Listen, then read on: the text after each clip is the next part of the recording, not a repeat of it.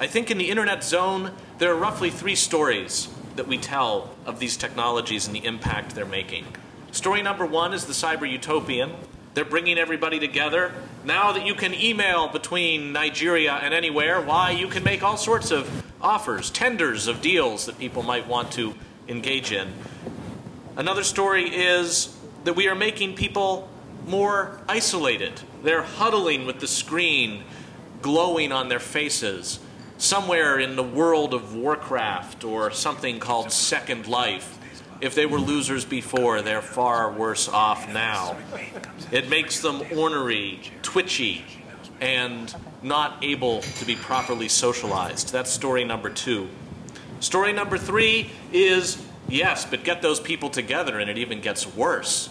The Internet can cultivate extremism because it can find that handful of people that are up to no good and bind them together where, as we know from criminal law, conspiracy is itself a leveraging force that can make trouble where just one lone troublemaker could not.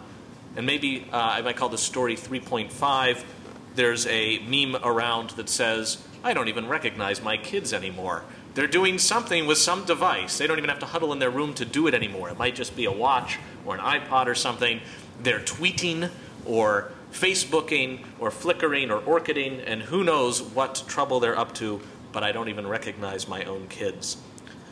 In the design of Flickr, it was a very deliberate consciousness of the fact that there isn't a single community. Individual users of the service certainly find their own community, and it may not even be a community in the sense that we would understand it traditionally in non-internet terms. A very loose association of people who have common interests. So, for example, in landscape photography or something like that. We made a mistake. It shouldn't be the $100 laptop. It should be the $0 laptop. And so all of our effort now is to make it 0. And we think we know how to make a couple of $100,000 a month at 0. And so our change is really that. And the way you make it 0 isn't that you magically have materials that cost nothing and labor that costs nothing, is that you get the price down to whatever we get it to. Let's pretend it's 150. And then you get people like people in this room, people in Manhattan, to pay $300 for one of these things. And so the Give One, Get One program we ran last year, which in space of a couple of weeks generated 150,000 laptops. So when you do that, you suddenly generate a momentum, and we're starting it again on November 17th. You create a momentum where people are doing it. It's like buying a bottle of water but paying extra because it's going to pay for water purification in Africa.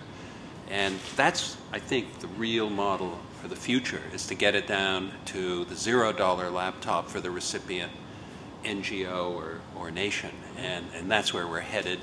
And I think that's a very important difference and a very important change for us to make in the next few months. When we started, people thought we were like the peer-to-peer of the telco business, and we were saying that we were a telco built by the people. But then in the end, when we ended up teaming up with companies like British Telecom, who's now a fund shareholder, or made deals with Time Warner Cable. So now we have actually Time Warner and Google, for example. We have Google as a shareholder.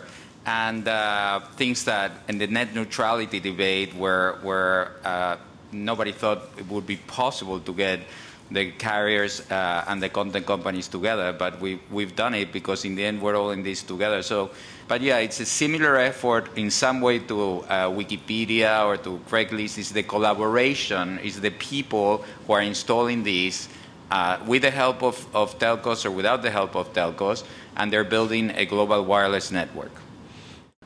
Gino, you are Mr. Creativity. How to harness the creativity of people in useful and interesting ways. You want to tell us a little bit more about what you do?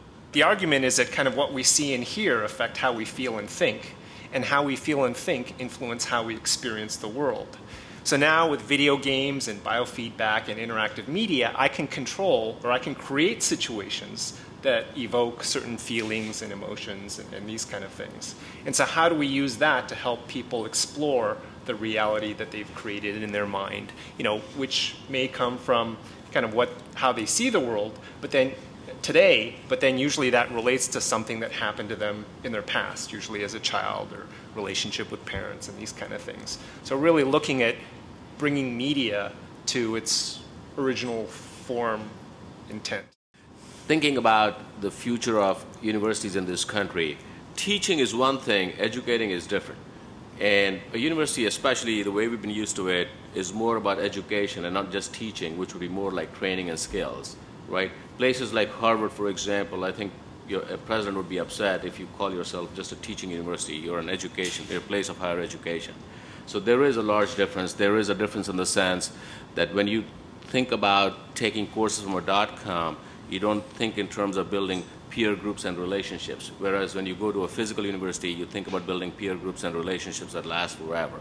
And now when we look at all the social networking technologies, the wikis, the two-wikis, and all sorts of good stuff, Flickrs of the world, the issue is how do we use these technologies to build relationships, communities, more in the sense that a typical university would have when you attended it. One of the things that we are observing everywhere is that even where formal education is basically the same as it has been for a long time, the opportunities for informal learning have completely exploded for everyone, for adults, for children, for all of us. This is actually, in some ways, a parallel of that same thing. In other words, to say, maybe it's really hard and maybe we're not able right now to institute formal learning in classrooms and the sort of ways you might imagine you might get education to those. But we have these tools for informal learning, which we all love and use every day. If we can supply those cheaply, maybe we should also build the schools at some point. But so it's not necessarily an alternative any more than we're necessarily saying, let's shut down Harvard because we've all got YouTube now. So I just want to say, I think this is a longer-term trend, and the idea of getting technologies down to the poorest people so they can engage in the same kind of informal learning is perfectly fine. The real question that I'm interested in is who the we are. And the work I've been doing, which is my only excuse for being on this panel of experts, has been to study the ethics of young people as they get involved with the new digital media. And there, it's a question of our kids, whether we're parents or teachers or just members of society, how much responsibility can we give them? How much should we give them? Can they hurt others and can they be hurt themselves? And that's a very important part of a we, unless you set up such barriers that nobody under a certain age or under a certain area of expertise can be involved at all. Despite the talk of regional differences in values or perspectives, what I've seen, at least through the U.S., and most of our traffic is U.S., we're seeing a remarkable commonality of values. Most people seem to feel that basically, well, the core value seems to be the notion that you should treat people like you want to be treated. And from there, you might advance the notion that sometimes you want to give the other guy a break, and that value set is fairly universal no matter if you're in a small town in the U.S. or in a very large city. Despite what we do, well, despite common impressions through the media and so on, small town values, big city values, pretty much the same. Well, one thing for sure is that our education system has to be probably restructured by 70%, and especially with the competitive edge that countries have to keep. You need to innovate, and the competition is going to be tougher. So you don't want to become protectionist. So you have to rebuild an education system to highlight and to tap into all our resources. This has been a wonderful kaleidoscopic discussion, multi-pointed, with lots of stuff I know I'll be thinking through as we go forward.